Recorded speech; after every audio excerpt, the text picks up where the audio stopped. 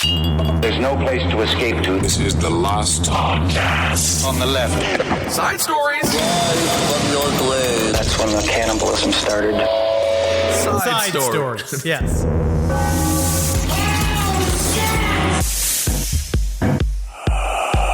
Put the nipples on the back instead of the front. You gotta put them on the back. See that butt? Is it a pussy or a butt?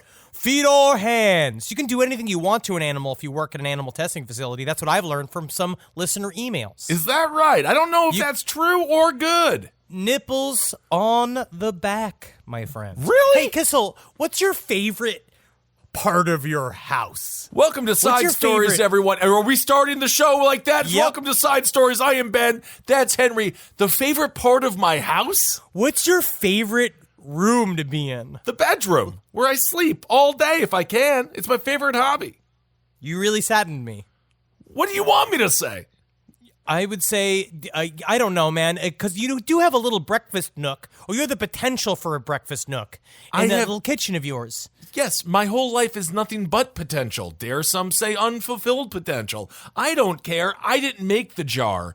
I am just living my best life. I have a bathroom, a living room, a game room, an office, and a bedroom. If I had it my way, I would mostly spend time in the bed taking a nap, which I did extensively over the weekend. But then at some point, you're right, Henry, and I think you're thinking this, maybe you're not. It does get a little bit depressing. So You sound like a case study of clinical depression. Well, hey, whatever. As long as it's medical, then it's fun for me. Then it's fun for you, and it's legal to talk about to anyone that you see. But yes, you did have a little breakfast nook. You could do it because I love how you could have a little romantic brunch by that window near your fire escape that looks at the other brick wall. Sure. You could sit on a little table there, and you can have your cafe au lait. You know how you love using your espresso machines. Absolutely. Puffin and I hanging out there eating some croissants.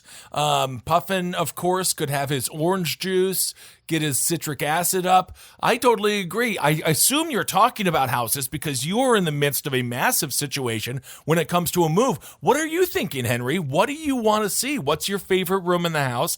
This is one of the most exciting conversations in the history of Side Stories, and I'm thrilled about it. No, right now, my favorite room is the bathroom. Of course. Because it's where the privacy can be gotten. Okay, I thought the bathroom was so assumed that is technically the favorite room that we weren't even talking about the bathroom. I don't know, because I feel like some people say, oh, the living room, because that's where you can be with your family. Oh, the bedroom, because that's where sleep and sex can happen. But the bathroom's nice, because the bathroom's like an office that no one can enter, because if they do, they're a pervert.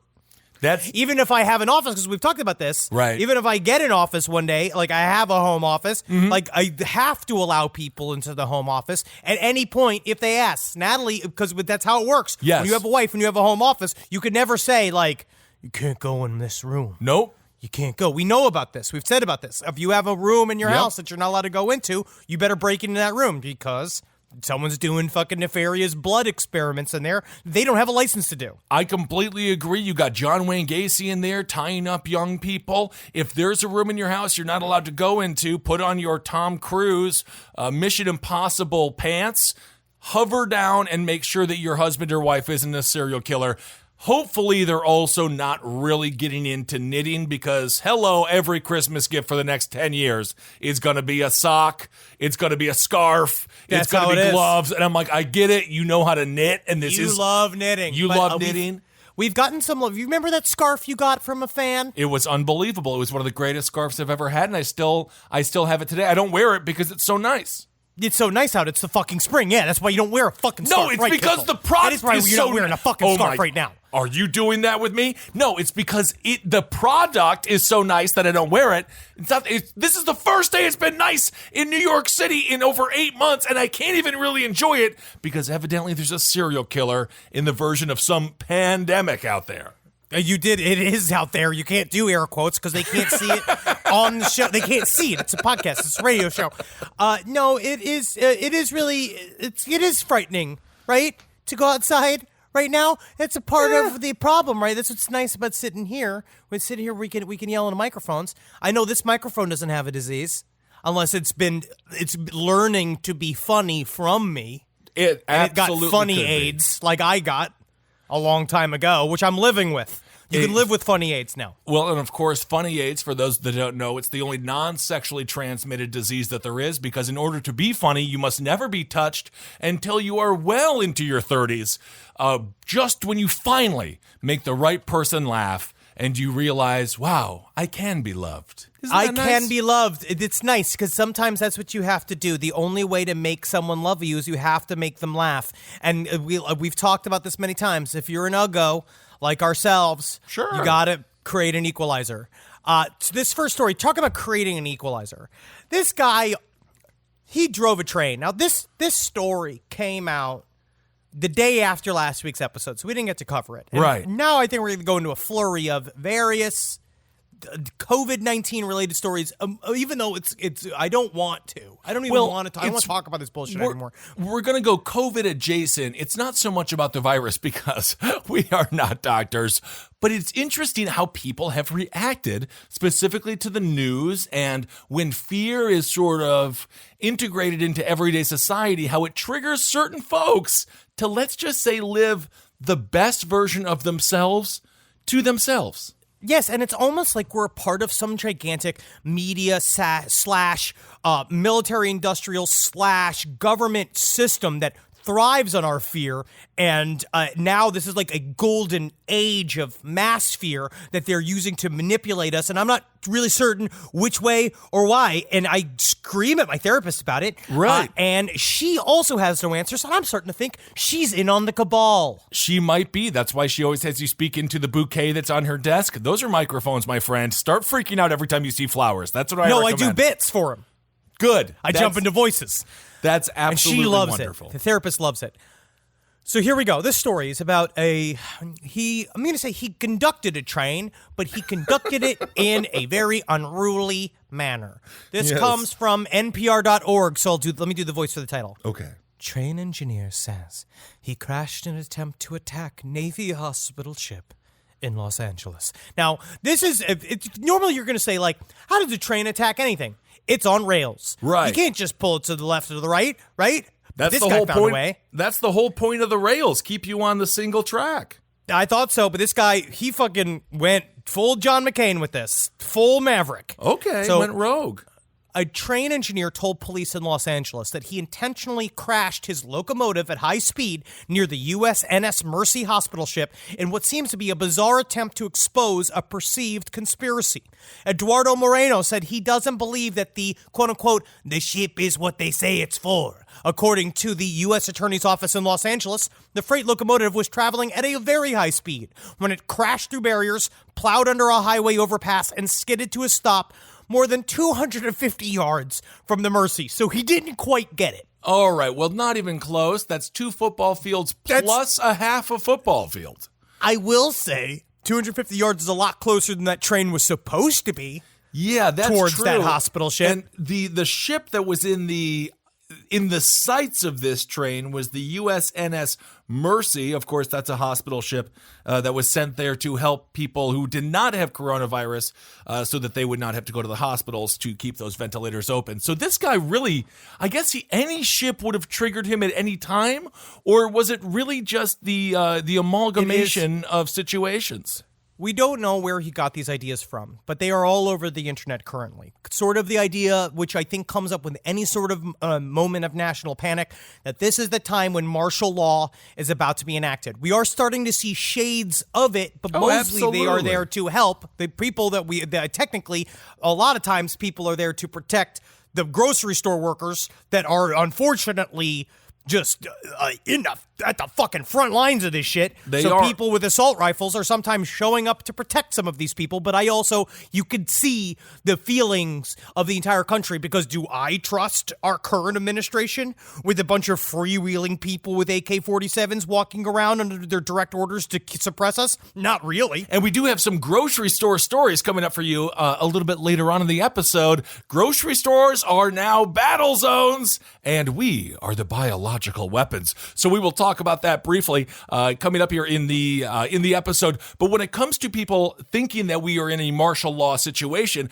obviously, if you cobble together a lot of what the governments are saying, and you only saw that 100% as your worldview, I understand how this could trigger mental illness. Specifically in your case, Henry, you have your mayor who is like, snitch on your neighbors, you'll get a reward, which I'm like, it's not, I just don't like to ever hear my government be like, snitch on your neighbor. So for this guy, he's taken all of this information in, and we have no idea where he's getting it from, but evidently Q inspired him enough to really commit this act of violence. Sorta. So he sort of says this idea. He sees this ship, I think, and it's a big, crazy-looking, military-looking ship with red crosses on it, and he does not trust it. According to him, what he says is, you only get this chance once. The whole world is watching. I had to. People don't know what's going on here. Now they will. At night, they turn off the lights and don't let anyone in. Am I going to expose this to the world? When was the last time you went to Dodger Stadium? We might not be able to go again. So he said that he was putting all the pieces together, and he believes that they are segregating us and it needs to be put out in the open. He said he was pushing the last train car of his workday at the yard with his locomotive on March 31st, right? When he started thinking about everything that was going on. Right. And he said just kept going and going and going. Moreno told police, I don't know. Sometimes you just got a little snap. And man, it was freaking exciting. I just had it and I was committed. And I just went for it. I had one chance. He said no one was pushing his buttons to make him do it. He said, I jumped the train off the tracks. I can't wait to see the video I took the train off the end. I tried to get attention. He also played 8 Mile by Eminem throughout this entire process to motivate himself. 8 Mile, man, that's kind of current. I'm thinking he's more of a Fleetwood Mac, Don't Stop Believing. And he was rushing it through. But apparently the video from inside of the train car was him shooting flares out of the side of it, giving everybody the middle finger. So he had his Michael Douglas falling down moment, and unlike Michael Douglas, who was filmed for the movie, obviously, but he was able to be the star of his own little feature film, I guess. Very, very exciting. He essentially was a part of a fucking Fast and the Furious movie. This is an incredible movie. This is the movie Money Train. But no money. No one's making money. As a matter of fact, his wife had to put up a GoFundMe because now he's being held in jail without bail, and she lost all means of making any sort of cash, and he just did that to his own family. That is not great, but it shows you the power of sports. This is why this is all about sports. We need to get everything open at some point when it's safe. In the not so distant future, literally, if there was a baseball game that day, it would have saved off him. Of work. He would have stopped. I'm going to see the Dodgers play. He would have been rushing to get the train safely back to where it needs to be so that he could get home, watch Dodger game. That's it. No, I understand. No, this is, when I was reading this to Natalie, that's the first thing I said. I was like, this is all about baseball.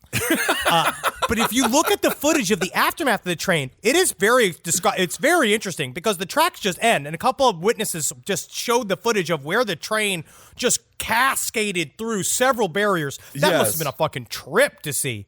But what he is correct. It did cause people to ask questions about what this hospital boat was and what it was doing. And the USNS Mercy is actually being there, and the whole point of it is to serve people that are in emergency situations that don't have COVID-19. It is these hospital boats are being used to possibly do that, or it might be mass euthanizations. But you don't want to go jump into big conclusions like that all the time.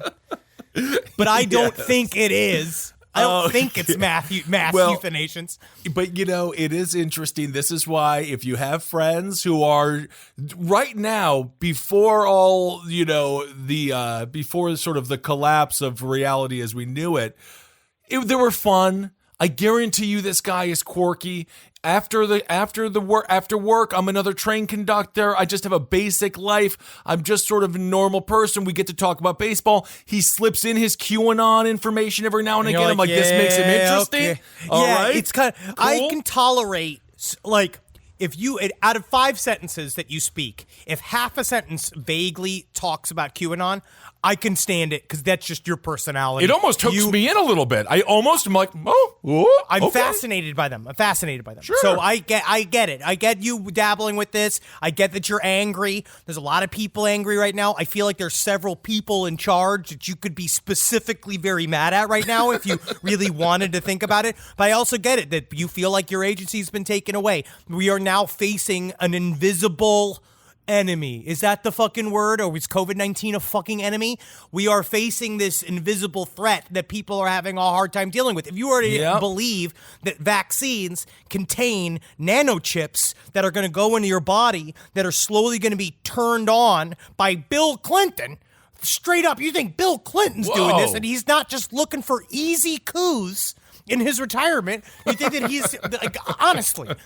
But David Icke also currently got shut down. He got shut down on YouTube for doing a 2.5-hour speech talking about the current 5G conspiracy, saying that the 5G technology is going to activate the technologically developed RNA inside of the COVID-19 virus that was created by Chinese scientists in Wuhan and was given to all of us to do what? I guess to fuck everything up. Play more video games. This is all a Chinese coup for us to play more video games. So of course, I don't David know who Icke, benefits. Yeah, exactly. Qui bono. David Icke, he was just shut down on YouTube. And this is my advice to anyone that works at YouTube. Just leave it alone. Because when you shut it down, all it does is feed the conspiracy. And it just plays it because he's still going to sell out his weird Hilton conference centers. That's David Icke's character. I understand that we're trying to control all misinformation, right? And purposeful disinformation. I get that they're trying to control it. They're trying to keep people safe. But when it comes down to it, David Icke only speaks in misinformation. So if you're going to start flagging him there, then you got to flag every single thing that he's ever said. And that's a lot of work. I know that they have a lot of employees, but it's like it comes down to it being like, that's what he talks about.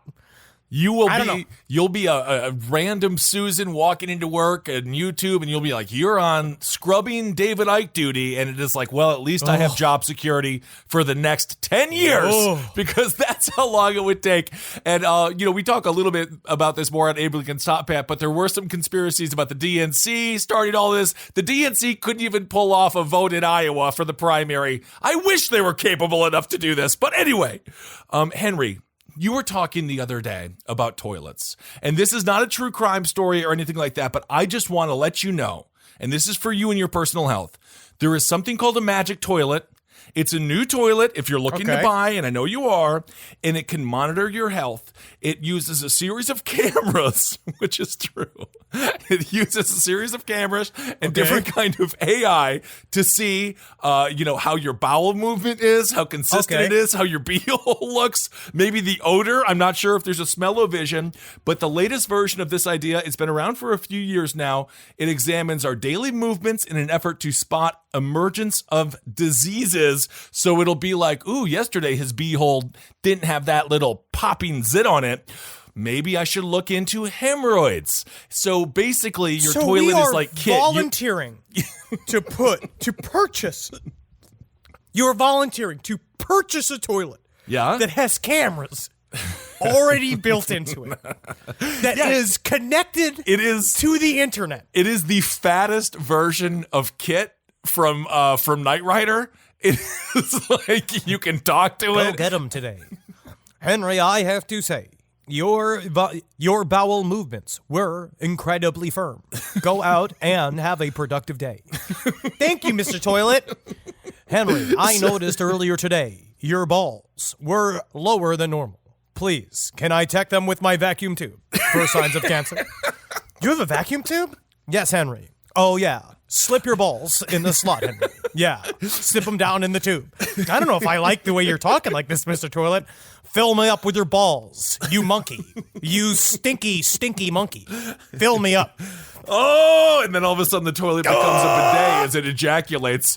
So the team behind the toilet said, we have developed a passive human health monitoring system that can be easily incorporated into your daily, normal routine, requiring minimal or even no human intervention other than you spreading dropping trow, spreading your cheeks, and taking a dump on it. This is just like, I feel that it is highly irresponsible because all this is just fucking shooting pictures of people's pussies. This is not about men's assholes. Well, this definitely, you know these are going to be hacked. You know that.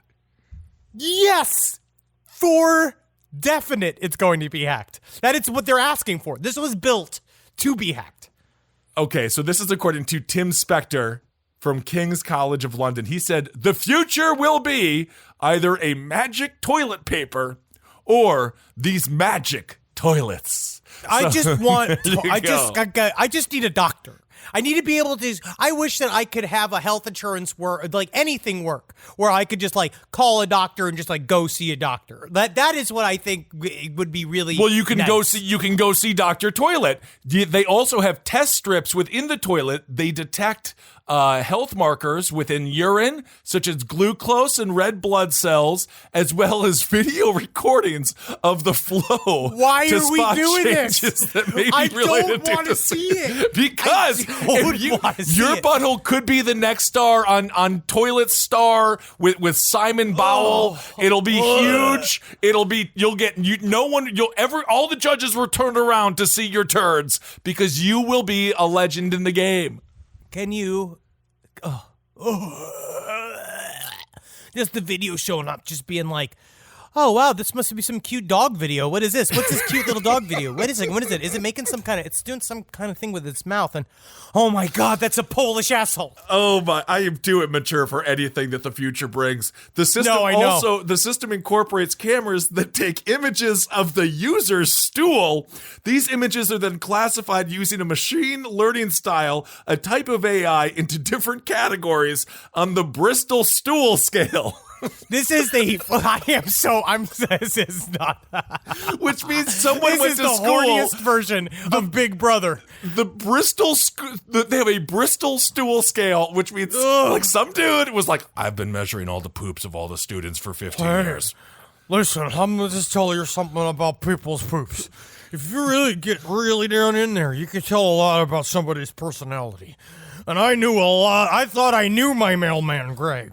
And then when I asked him to take a shit in my new poopy strip, and I tell you what, he jumped right in there. He couldn't have been so excited. I think he's lonely. He came in my home and he took a shit, and I tell you what, the first thing I did is I took a look at it, I ran through some tests, and I said, let me guess, you're a Pisces. Well, that's why he's a mailman. So this is according to the authors who wrote the study. They say it was also able to collect additional information such as first stool dropping time and total seat sitting time, which can potentially be acted on by physicians to help manage constipation and hemorrhoids. They're calling these poo-poo scans. Wait a second. So you mean to tell me I'm going to have some nanny toilet? Yes. Tell me how long I can fucking shit. Well, it'll tell you how long you have shat anyway. I know how long I've shat. I'm looking at my phone. So what these are, they're calling these, basically they're toilet fingerprint scanners, and they're calling them anal prints. And it is distinct. This is true. Oh, I've seen the anal prints thing. Because they said that our anal print is just as unique as our fucking fingerprint. And I was like, man, this is just comes from these fucking asshole obsessed cops. And the anal prints, they have distinctive creases in the lining of the anus, and of course, all of that will be captured by the video frames. So far, there's 21 participants who have tested the toilet, and they have said that there are some issues. You want to avoid false positives, but they have also wanted to expand the range to see if someone's using illicit drugs, which I actually think is very dangerous. No, this is all bad. It's all bad. I don't want any of this information connected to the internet. Well, we're going to know how much weed you smoked solely by the dookie. And then, of course, if you also have an STD, you could maybe get it tested just by taking a dump. According to a research poll from Stanford University, about 30% of the respondents said they felt uncomfortable with it, which means 70% were absolutely fine. So there you go, Henry. If you need a toilet, get the magic toilet. You can take a dump. It has cameras all over it. It's the future, buddy. And I just wanted to bring that to light for you. I'm so, Again, I was toilet shopping the other day. I know. There's been a lot of toilet talk in our home. And Natalie is thrilled. Of She course. loves hearing about it. So I just don't need that many bells and whistles. Well, the one thing that this toilet was missing, I don't know if you noticed, a bidet. It's all cameras. It's like all of this shit. But you're not going to clean my asshole? Yeah, I agree. They should get the bidet in there. Obviously, these cameras are water resistant. Yeah, I'm not sure if I really want, because, if all of a sudden employers start putting this in all of the employee bathrooms, now they know how much meth you did on Saturday, and it's like, it's totally out of my system. Today is Wednesday. But they'll know, and then next thing you know, Harry, you're fired. We looked at your school, and turns out you had too much fun at the NASCAR event on Saturday. You're fired. You're fired, but I was supposed to have fun at the NASCAR event. They told me through the sound machine. Nope. I'm sorry. You took too much crystal meth. I know it's all about speed and glee, but my friend, you can't have that much fun when you work here at Tom and Dick's Hardware. I'll tell you what, I don't believe in the national police system. I'm a sovereign citizen everywhere I go. I'm my own country. I'm my own man. I follow my own constitution. But I trust my toilet more than I trust the rest of this so-called government. So, yeah, I will be arrested by the toilet police. I do succumb. I do succumb to the law of the toilet. I believe that he is correct. If you can't trust your toilet, who can you trust? Who can you trust are the only ones that care. The only one that really cares. I know. Because right now, I will say this, COVID-19 is also bringing out a lot of tension in people's homes. And the way that we see that, number one, is that it seems that domestic abuse is up from, I don't even know how they test that. Again, reach out to people that you know Absolutely. might be in one of these testy situations. Or like, this is the time to try to intervene. Or no, we're not supposed to be seeing each other or going anywhere. But I feel like under that circumstances, just fucking figure out a way out. I don't know. I mean, I'm just obviously it's slightly anecdotal, but I was hanging out. I didn't get anything to drink there, but Skinny Dennis and Rock and Roller, they're doing to-go cups, so you can go if you want to walk through the park, and sip on a little tea and whiskey. You can do that. I was speaking to one of my favorite bartenders there, Ben, through the window because, we're all convicts and felons now, so we have to talk like we're incarcerated. And he told me his neighbor, dude from Trinidad, stabbed his girlfriend to death 4:30 in the afternoon. He heard the screams because neighbors in Brooklyn apartments are basically roommates. Yes, everybody's roommates. You can hear everybody do whatever the hell it is that they're doing inside of their apartment. He said he woke up to like a bunch of like weird pots and pans, heard screams. Next thing you know, cops are there. He's in cuffs. Dude's gone away, probably at Rikers right now. So it is very real. Be careful. And it is very real. The people have that type of thing going on. I have several stories now because I was going to cover this because several stories about just fucking murder suicides. One was in Illinois. I'll cover this. Yeah. Which is this comes from patch.com, which I guess is the same website that the guy, I guess they send clowns to cancer wards. Oh, of course, Patch the Clown, Patch yes. Adams, yes. Murder-suicide, man feared coronavirus, family says. A man and woman in their 50s found dead Thursday have since tested negative for the virus, according to officials. God. This was written by Shannon Antinori. Lockport Township, Illinois. A man and woman in their 50s were found dead in an apparent murder-suicide in Lockport Township, according to the Will County Sheriff's Office. Police said Patrick Jesernick, 54, and Cheryl Schreifer, 59, were found dead in separate rooms of their Bruce Road home around 8 p.m. Thursday when deputies were conducting a welfare check. Family members of Jesernick told investigators that he had been scared and then he and Schreifer had contracted coronavirus and that Schreifer had been having trouble breathing. And so family told police Schreifer had been tested for coronavirus 2 days earlier but had not received results yet. Other autopsies were conducted. Police said both Schreifer and Jesernick tested negative for the virus. So they said all of the locks were locked from the inside, and they found them both dead with a loaded revolver containing 2 spent shell casings and 3 live rounds near Jesernick's body. This is where it becomes super sad. We joke about, obviously all the misinformation, the David Ikes of the world, and I don't know what this guy's mental state was. Obviously not good mental state, but I'm saying I don't know what he was consuming. Maybe it was nothing but old roasts. Maybe it was nothing but old roast stores or shows with Don Rickles and I have no idea what this guy was watching.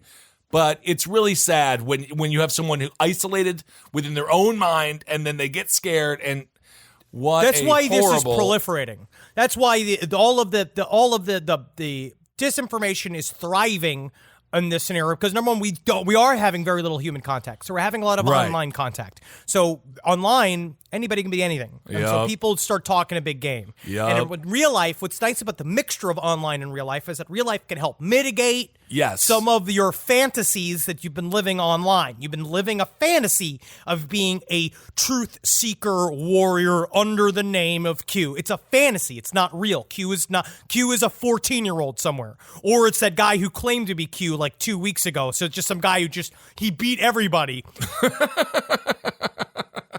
I didn't even realize someone just did he dress like the question mark guy, but nothing but Q's? The dude's name is Austin Steinbart, and he came out and said, basically, I'm Q. He jumped everybody, and they're furious, right? Because they can't handle it. Yeah, everybody can't do, because he was just the first one to just be like, you know what? Yeah, I'm fucking Q. It's always been me the whole time. I'm not sure what evidence he had. I don't even know what evidence he needs, because There Q is is a no, faith-based because it's all idea. fake. So, The whole thing is fake. It doesn't really matter. So he gamed them all. It's really, really great. Good for him. We are now missing the real life quotient. right, absolutely. Because he's there with his family. He's scared. You look at Eduardo Moreno. Right, the guy who just drove the train off the tracks to kill the boat. Yeah, you talk and you look at this guy, and he has been living in a world of his own making, in his own Right. brain, and it's spinning out. So real life, what's nice that you could say some of these things to somebody, and unless you're fully in an echo chamber, a lot of times you can hear, you have someone go like, Dave, you sound fucking crazy right now. And you'd go like, you know me, I'm crazy. And you can blow some of the steam off. You can get it Yes. out. But now we're really in it. If you look up something called Corona Chan, which happened the same thing with Ebola Chan, and 4chan created a waifu for Corona. Okay. For the COVID virus, which is a little Asian girl with huge breasts. And bat wings or long wings, and it has like a little flagship. Greg Newkirk sent this my way from hell. Yes, I'm looking at it now. And her tits get fuller and fuller with milk the more people COVID-19 infects. Okay. According to them. Okay, So- and what's the point of Corona? I'm looking over the memes now. Corona Chan, spreading the love, infectious tales of fantasy and suspense designed to spread the pulp. It's a nihilistic view that has right-wing stripes throughout it. It's like it's about celebrating the morbidity of the COVID-19 virus and people saying like, breathe on me, sneeze on me, cough on me. It's a part of when I was a couple weeks ago when I was talking about being obsessed with bug chasers. Yeah. It's kind of a side version of that where they envision it almost like a tulpa, like they create essentially a magical form for it. They give it a form, and then they give it a personality, and then they semi-worship it, but mostly they're just jerking off to the picture of the chick with the huge breasts. Well, but magically, technically, you're charging a sigil every single time you do that. Interested. I'm looking at one of the pictures of Corona Chan, and judging by the ample bosom, the entire world has coronavirus, and we're all dead. It's because I'm pretty a sure lot of milk this in woman could not be standing upright if she was real. Because Oh yes, and so so here's some what they said. This is a guide to Corona Chan, Wuhan Chan, that's what they call it, which is the racist version of that. So they say, hair and eyes color should remind phlegm, which is usually yellowish greenish, sometimes with traces of blood. Coronaviruses can spread through sneezing and is thus considered airborne. Draw her with wings. The name coronavirus is derived from the Latin corona, meaning crown or halo. Therefore, Corona Chan should be drawn with a crown and a halo-like style braid. Coronaviruses attack the respiratory system. The oxygen mask is used to treat the symptoms caused by lung failure. So she has like an oxygen mask and an oxygen tank in her hands. So I don't know what this does. I'm not quite certain what this does, but I know that it's an essential function of the internet thought engine where they start doing this stuff, which crosses with magical thought. It crosses with weird scientific spiritual shit of being like, does this help propagate the actual infection? Like, is it a thing that's worshiping it? Or is it going to make immature morons make bad decisions and want to go and get the virus because they think it makes them #savage? Well, I certainly hope that's not the case. I think we talked about this last week with the coronavirus challenge. A bunch of people licking toilet bowls and subway poles. Don't do that. They all got coronavirus, so do not do that. You're a moron. Don't You do are that if such there's a no fucking- coronavirus. You're such a fucking tool. If you believe in any of this shit, you just stay home for 3 more weeks. One of the nice things that has sort of come from all of this is the potential death of the influencer. I don't know. I think it's the opposite. The influencer is the most important person right now because we're those people have built-in fan bases. You're watching other artists struggle to find a way into our world because because now everybody's just fucking panicking for quarantine content. It's more of just large corporations taking influencer strategies on social media, and then obviously as soon as they do that, they're like, "Oh, thank you for teaching us how to do this." And then next thing you know, it'll be like Amazon sponsored Chinese chick eats a bunch of food for ASMR. I have no idea.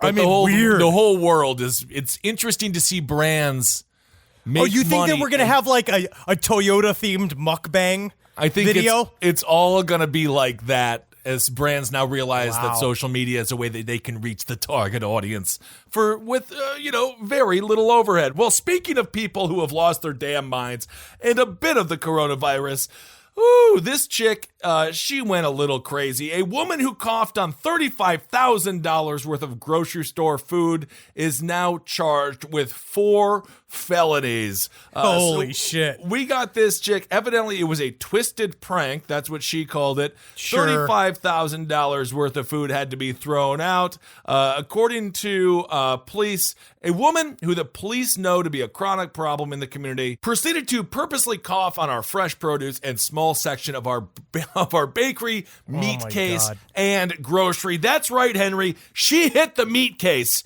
Her name was Margaret Serco. She's 35 years old. Serco continued this behavior in several aisles before attempting to steal a 12-pack of beer as she was being ordered to leave the store by employees. I have a feeling she had about 36 beers before that. So Yep. she was arrested with 2 felony counts of terroristic threats, Oh 1 my felony God. count of threats to use a biological agent, and 1 felony count of criminal mischief. I think they may have overcharged just a touch when it comes to bringing in the Patriot Act and terrorism. No, but it just shows right now they ain't fucking around.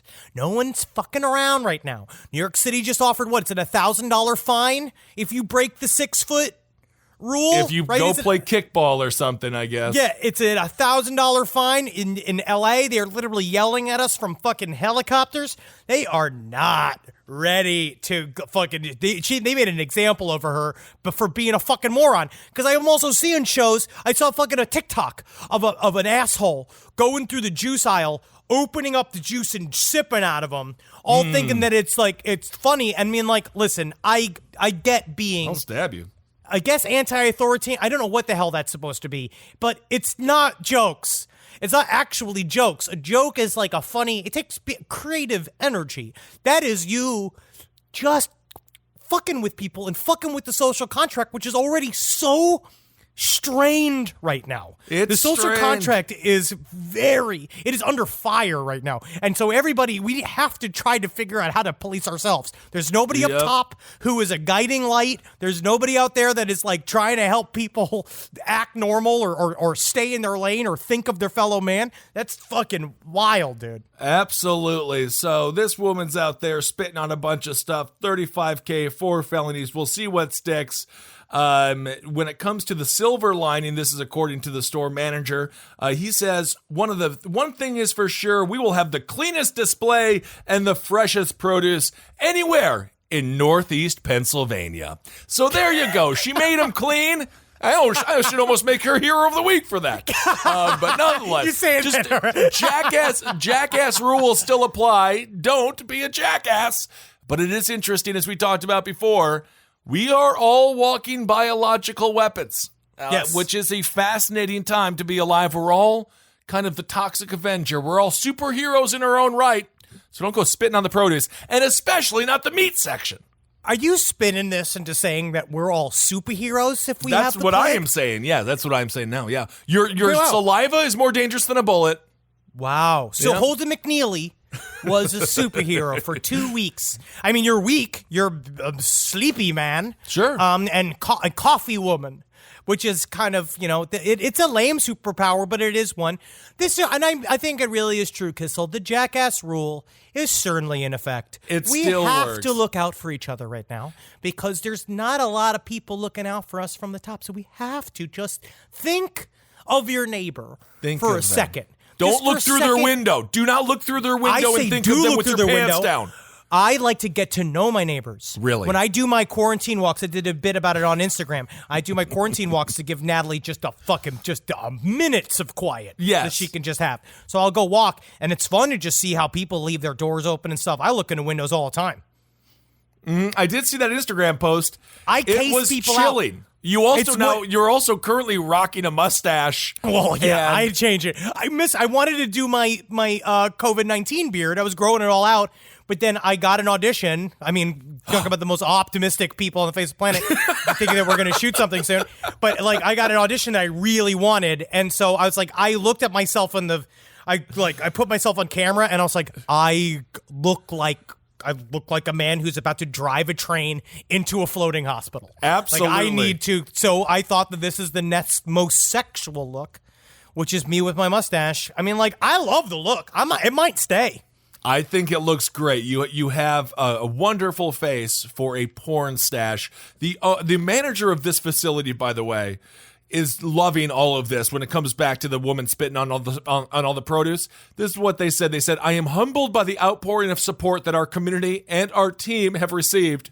While my previous post received an unimaginable amount of attention, this post is by far the most important." And then he shared a bunch of safety tips. And then he said, "P.S. Rule 8, don't cough on anything."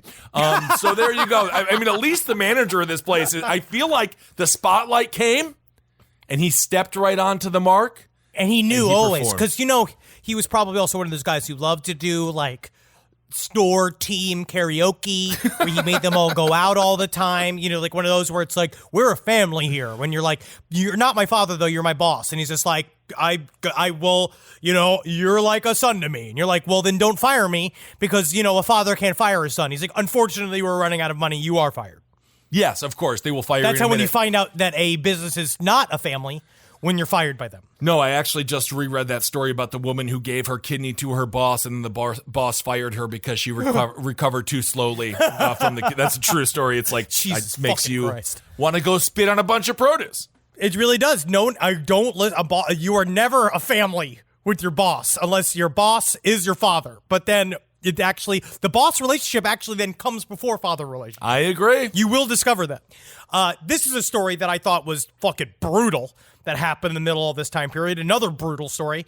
This comes from NME.com by Will Lavin. Heavy metal cover artist Jean-Pascal Fournier accused of murdering his father. The artist, who has worked with Dragon Force, Immortal, and more, has been accused of disemboweling his 80-year-old father. Come on. Jean-Pascal Fournier, an artist and graphic designer known for working on a number of metal album covers, has been accused of murdering his father. The artist was arrested and taken into custody in Grenoble, France, on Thursday, following a suicide attempt. So what he said was that the reports state Jean-Pascal's father was found dead in his home, disemboweled. His head was pierced with an arrow, and he'd been hit repeatedly with an unknown object. When police arrived on the scene, Jean-Paul's wife, who is described as sick and elderly, was upstairs in the room. That's very sad. 80-year-old was murdered on Wednesday night, April 1st, the same night that Jean-Pascal, allegedly he ran his empty car off a cliff, I guess to throw off the scent.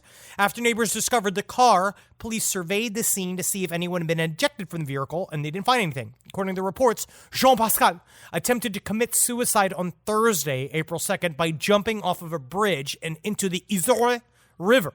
After firefighters recovered him, he was taken into police custody. And so said he said he had complained several times about how that working as an artist was very difficult, which we've heard several times. From Of course. people because the making ends meet was very difficult as an artist. To be fair, there is one thing that has tried and true through all generations. Being an artist is not a glamorous life. You die in a ditch. Your art usually becomes more expensive after you die, which is no good to you whatsoever. It does not. Being an artist is not. They glorify it on camera, but all of those are movies for a reason. They're not real life. Being an illustrator is incredibly difficult. Tom Neely talks about it all the time. Yes. Tom Neely's one of them. He did our book. He's one of the. He's so fucking talented. But putting your own work together is so difficult as a freelance artist. We have so many friends. We have so many friends in the world that are so talented. I'll give even many shout outs to people that we know are just so good. Well, I don't know. Do we want to give the mini shout outs after the story of the man who disemboweled his father and then put an arrow through his head? Sarah Richard would never kill her 80-year-old father. Sarah Richard is a really wonderful artist. Worked for My Little Pony. She does incredible work. You should go look up her stuff. I know a lot of good artists that won't disembowel their father.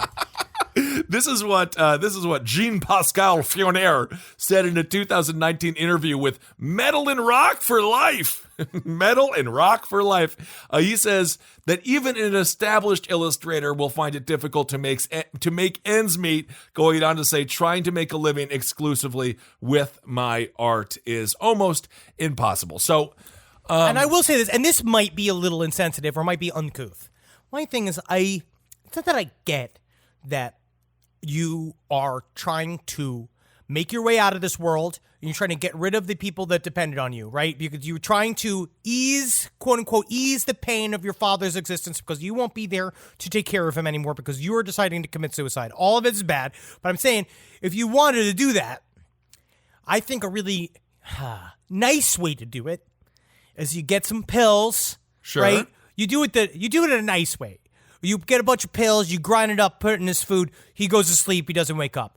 Or if you're going to if you can't get access to pills, you put a pillow over his face. And I'm not saying that that's what it is. We don't know why it is. Oh, okay. This is just pontificating on perhaps a reason. Conjecture, right? Okay. If we're going to put a motive in there. It's like, but put a pillow over his face. You know what I mean? Do it nice. Why wouldn't you just nice, let it? Whatever happened to just letting people die? Because then he goes into the system. I don't know, but I feel like he doesn't have the magic toilet. He has to be adopted. Oh my God! He has to be adopted. You know how difficult? It's hard to adopt an old dog. Can you imagine adopting an 80-year-old man? I don't think it's legal. I think that's called being a registered nurse or a hospice caretaker. No, but he wasn't dying yet. He was just very old. Well, he was definitely dying when the arrow was in his head.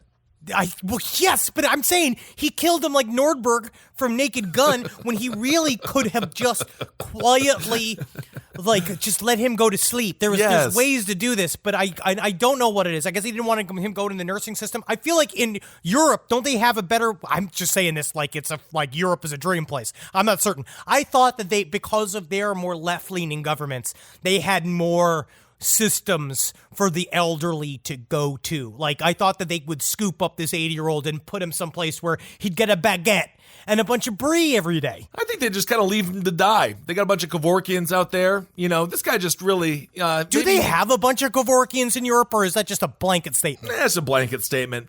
Okay, I also do love that he drove the car off a cliff. That, to me, is like, what was he watching? Like Monty Python? What was he watching before where he's like, they're never going to look for a body in this car? I think that he was not of sound mind. No, that is a good point. I am going to say that. I'm going to say that he was not of sound mind, and he was just doing it. And he was panicking, and he, I guess, thought he'd throw people off the scent. There's nothing more dangerous than an out-of-work illustrator. If you have any graphic design that you need to get done, go pay someone for it, please. Gotta pay these artists. I know that that's a big thing that we try to do here at LPN is we make sure we pay our artists as much as humanly possible. What a good time to work on a comic book would be right now. It would be amazing. There's nobody buying them.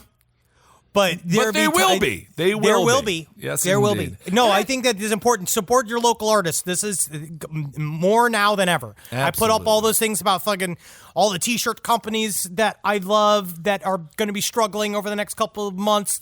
It's one of those T-shirts you can wear them home. I can wear them home. You can wear them to bed. You can wear them on the magic toilet if you'd like to. I don't wear a T-shirt to bed though. I always wear a T-shirt to bed. Okay, I think it's time for Hero of the Week. It sounds like it might be time for Hero of the Week. This woman, she is this week's Hero of the Week. She is, speaking of boobs, and we were earlier, she is just breastacular. Yes, breastacular. She really is breastacular. Her name is Elizabeth. She is a mass milk producer. She lactates over 5,000 ounces. She has lactated over 5,000 ounces of milk. Now, this is very uncomfortable for her. She says she wakes up every morning and her breasts are screaming. Which is a nightmare come true. Yes. So she has donated over 700 gallons of breast milk, which is amazing. Wow. Her body creates 1.75 gallons a day. Whoa. And she has twice. That's a lot of milk. Yes, the excess breast milk is twice the world record, the amount that she is creating. Someone get her a medal. Someone get her a medal, indeed. She says she treats pumping like an Olympic sport. She says I think it should be an Olympic sport. It should be. She's elite, but she also says this, Henry, it ain't fun. It is not fun. She says, again, the boobs, they wake up, they start screaming, but she also said the boobs tell her, please do something about this. And she does. She also has a little child of her own, and she enjoys saving lives by donating her excess breast milk. If there are any doctors that can help her so she does not have to be a human version of a cafeteria, that would be great. But at the same time, good for her. And she's a hero because she goes through pain. I'm sure she wouldn't wish this upon anyone, but she donates it. Her entire freezer is full of frozen breast milk.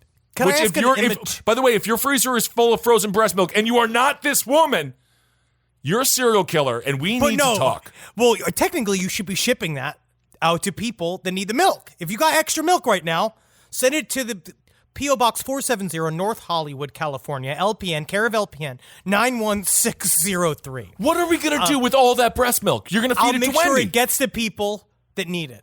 I can just see the article now. Podcaster arrested for spraying people with a super soaker full of breast milk. I'm a dairy farm now. I'm a dairy farm. Henry Zabrowski screamed as he was led by police officers to the car. Can I ask an immature question? Of course.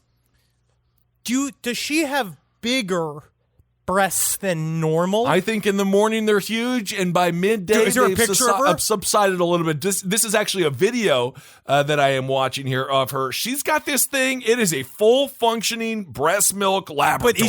But does she have bigger ones? She is wearing a humble Midwest button-down shirt. She is not But flaunting you can't see from the lumps? Look at the lumps compared to her head. She has an adequate bosom, although after 3 years and hundreds of gallons of breast milk, I'm assuming at some point she may get some plumping. I don't know. No, but I can think assume it's great it must either not way. be. It can't be super healthy. But also, we did get a listener mail saying that you can breastfeed even if you have implants, which I did you see that email with? I got misinformation. I sent this email to Kissel because it's a number one. You can. As a matter of fact, I'll show you why. And then it showed footage. He sent a bunch of pictures of a woman with like triple G implants squirting milk everywhere. Yes. It's like, as you can see here, she is actually very capable of lactating. Let me put my monocle on. And oh yes, indeed, that is great. Oh, she is quite capable. Indeed. So Elizabeth, you are this week's hero of the week. Continue Also, saving lives. I heard Boober Eats got fucking sued by fucking Uber Eats. No. And now they had to change their name to Lucky Devil, but now it's just the name of it. It's like Lucky Devil Eats. Are you freaking kidding me? Yeah, buddy. Yeah. Oh like, my God. What kind of malicious bullshit is that? Fucking makes me mad. Honestly. All right, here we go. I'm not going to use I'm going back to Grubhub. Hey, we all make sacrifices. We all make sacrifices. We're the real heroes. Of course. All right, here we go. So this is a couple emails in response to things we talked about the last couple of weeks. So number one, how to survive a tiger attack. So we wanted to ask, how do you survive a tiger attack last week on Relax Fit? Yes, of course. I think my theory, I would get down in a ball. Henry said that he would boop, boop, boop, get the heck out of there. And Marcus... We were both wrong. We were both wrong. We were both wrong. Oh, Marcus just wants to play a flute at the Tigers and have them join him. He wants to turn them into research assistants. He really hopes that they could write. Of course. So years ago, I interned at a zoo for a summer in their animal care department. As a part of our training, we were instructed on how to respond to animals' escapes or attacks, how to face down a tiger or a big cat. The best thing you can do is convince a tiger you are more work than it's worth to attack. Stand up tall, stand your ground. George Zimmerman. If you're wearing a jacket flap, not just like him, not just like him. If you're wearing a jacket flap, you flap it above your shoulders and make yourself look as big and as intimidating as possible. Shout and scream at the big cat. You will look insane, but the cat will hopefully think, the fuck, and leave you alone. Never turn your back and run. Big cats hunt by surprise and ambush and will instinctively give chase to fleeing prey. Dropping in the fetal is also likely to draw their curiosity and attention. Remember, big cats equals stand your ground. Okay, I did not realize that. Very that was a good. fun email. So, I mean, I'm hoping that this doesn't lead to anybody getting fucking murdered, but you know. No, you just got to be like, you just got to freak out. Let your freak flag fly. Buy my book. Buy my book. Last book on the left. April 7th. That's what I'll just do. Perfect. I can't read because the tiger education system sucks. That's what happens. That's why we got to change the education of tigers in this country. I've been saying this. I know you have. This. All right. This is just an email. You may get a reaction from this email because it is involving animal testing facilities, so you might not like it, but I just thought it was interesting, and I wanted to read it. Okay. I wanted to email you guys about last week on Side Stories. You talk about if you could take the udders of a cow and put fake boob implants in them. Right. One of my best friends used to work for an animal testing facility. They would test multiple medical equipment like pacemakers and shit like that. However, they also test fake boob implants there as well. Instead of cows, they use sheep, and these sheep are just walking around with full double D's on their backs and on the sides of them. So they're like Kevin Nealon's character from Little Nicky with the boobs on his head.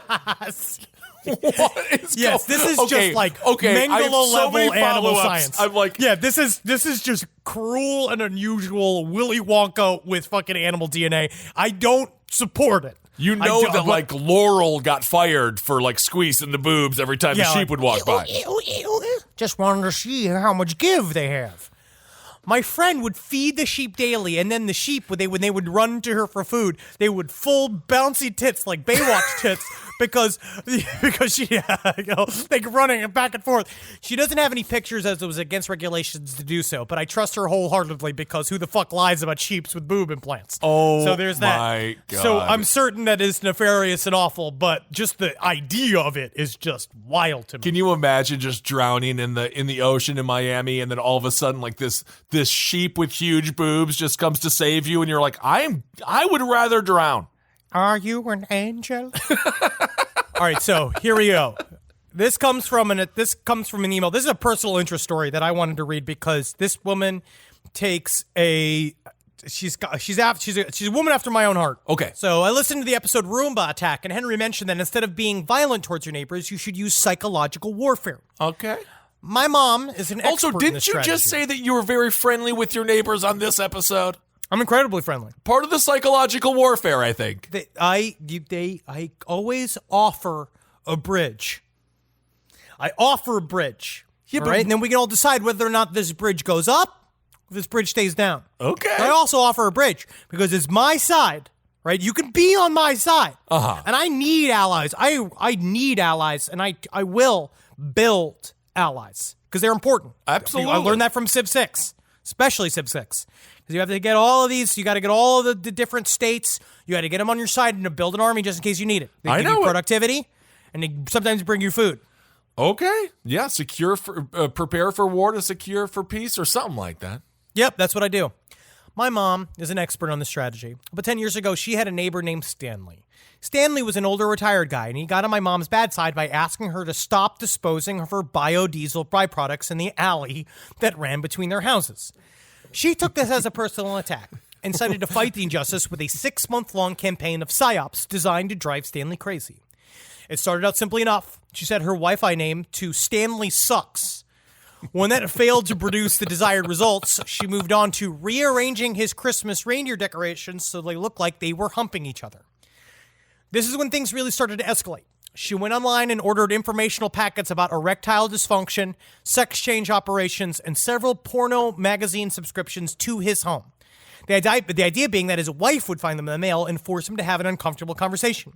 She looked up the city bylaws and started calling the cops on him for every tiny infraction. He didn't shovel his snow within 24 hours. His car was parked more than 12 inches away from the curb, etc. Her final idea is what elevated her to the level of neighborhood supervillain. With no response from Stanley, she decided it was time for a shock and awe offensive. Late Friday evening, she made a post on Craigslist's free section. The ad started by tearfully stating that Stanley had passed away, following by a heartfelt obituary. It concluded by saying that everything he owned would be given away for free, starting early the next morning. That Saturday, Stanley was woken up by 5 a.m. by a huge crowd of people. Imagine the cast of Pawn Stars mixed with those homeless guys who put scrap metal in shopping carts.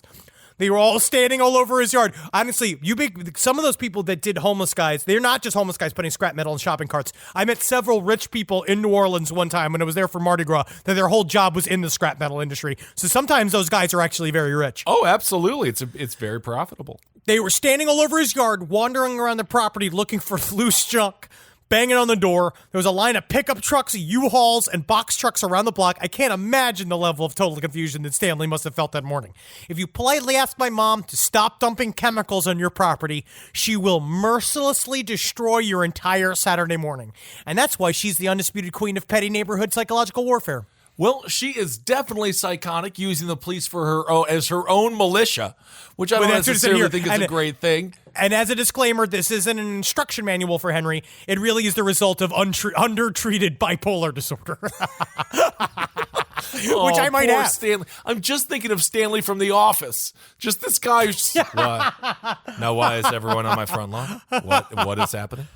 Oh my God, though, that fucking made me laugh. Also, if you really want to pick me up during this time period, sure. Look up Bruce Fucks Food on Pornhub. That was sent to me by a listener. I don't know if you need to look it up. It is it is all man in the title. Fucking a hamburger. It's a man. One of the videos this man sent was a man fucking a hamburger. It's going, yeah, take that, you fucking whore. Take that, you whore. Right. It's just like the hamburger didn't deserve that. What a horrible. It takes all kinds. I feel bad for the 80 cows that went into that one hamburger patty because they were already killed. At the very least, you should eat it. Yeah, it's just a lot, man. Yeah, it is. All right, everyone. Thank you all so much for listening to this episode of Side Stories. We hope you enjoyed it. Hope everyone is staying safe and staying healthy. And dare I say happy the double H's. What? Double H. Healthy, happy, baby. Oh, you're saying that now. That's cool. I'm not saying that now.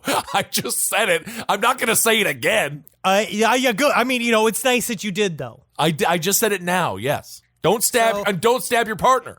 Don't stab your partner. Live your life like you know for a fact that this shit's going to be over in, if not a couple of months. At least it's going to be over in a very foreseeable time. Absolutely. So live your life knowing that the actions you take will have resonance after this time period. So remember that. Love. Oh my God, that's a family. great point because there's some Facebook feuds going on right There's now. a lot you can't being leave your ramped up. house, Larry. You can't leave your house, Larry. You are writing checks that your outside body is going to have to cash in a couple of months. All right? Laugh. Good point. You sound like a screaming breast. Watch something that just puts a smile on your face tonight. You know what I mean? Whether that is a bunch of guys fucking casseroles. You can watch it if that's what you like. Yeah. That's what you want. You could jerk off to a big boobied version of the coronavirus if that's what you want. Laugh at that. I mean, sure, you're allowed to. We're all free. So live that existence. So that is that if you what you so choose. Yeah, that's live, true. Laugh, and You gotta love. You know what? This is a nice time to take it's like a break from the rat race, isn't it? Kiss all. It is. You gotta love the possible peace you could find during this time of high anxiety. The way I find it, you know how I find it? My walks, I do my yoga, and I make dinners, and I make love to my wife. You smoke a bunch of weed. Okay, There we go. I also watched the movie High Anxiety. It's an unbelievable comedic / horror film, in my opinion, starring Mel Brooks. Wow, wow. Did you watch it recently? I did. I watched that movie when I was a kid a lot, and I don't know why. Nurse Ratched probably led to some strange sexual fetishes. But thank you all so much for listening, and thank you all for everyone that participated. Thank you to everyone that participated in our Reddit AMA. That was a great time. Also, check out IndieBound to find our book, buy the book, love the book, read the book. It really is. It was a labor of love, and Marcus did so much work, and Henry and I we got a couple of zingers in there, and Tom Neely. Just what an unbelievable artist. And he really makes it. Him and Marcus really make it. And it's out there. I want to thank you already for all the support we've already received. Yes. It came out yesterday, and it's out there. Buy it on Amazon. Buy it on BarnesandNoble.com. We still, like, those of you that are still looking for the signed copy, that you should have gotten a refund from your tickets on the fucking whatever happened. I mean, this is past our pay grade. There's shit that about this whole process that we don't even understand. But I know that if you got a refund for the book, go to BarnesandNoble.com to get a signed book. They should have either sent you a link. If they haven't, email them, because we can't help. Yes. We have no clue how to help. And it's a lovely time of confusion. We've been sort of retroactively trying to go back and learn the process of this massive corporation that was supposed to know their own process. And because we're taking your questions, we're like, how do we answer this? And then they're like, that's a good question. So we're just trying our best. The book industry is it makes me feel good to be in television and broadcasting. It's what I'll say about the book industry is that it's like a nice trip back in time. Yes. But Kate, our editor, is such a fucking genius. Amazing. And we did such good, thank you to everybody. This is very overwhelming time for all of us. And the fact that we are still getting our message out and you guys are still responding to us so positively, it means a lot. And we're here, man, and we're going to stay here. We're fucking doing this shit, Apocalypse Radio, buddy. We're here to fucking get down here. We're fucking hitting your airwaves deep inside my secret bunker. It's a studio in beautiful sunny Los Angeles. It's very scary. Okay, everyone. Love you guys. Hail yourselves. Hail Satan. Magustalations. Help me. Help me. Be safe. Don't stab your partner. Don't stab your dog. Stay inside your house. Food. We got to rock this out for 3 more weeks. Just fucking stay in your at least stay in the house for 3 more weeks. So we're just gonna fucking rock it out. So fucking stay in your fucking house. And then football season is coming right around the goddamn corner. Man, and those players, I hope they're training hard because I'm gonna be watching them tight butts. This fucking America needs sports. Oh, absolutely. Otherwise, people are gonna continue what's happening with trains. I know, Henry. We're gonna go. I'm flying to LA. We're going to football games. I'm taking you. We are going to be eating so much food out of horrible styrofoam containers. The only thing I'm truly interested in is going to go see the Vegas Raiders. Love it. Because any excuse to go to Vegas. I love it. I don't even know we'd make it to the game. Well, we have to because we bet a lot of money on it, theoretically. Yes. Fuck yeah. I can't wait for fucking fall, man. This show is made possible by listeners like you. Thanks to our ad sponsors, you can support our shows by supporting them. For more shows like the one you just listened to, go to lastpodcastnetwork.com.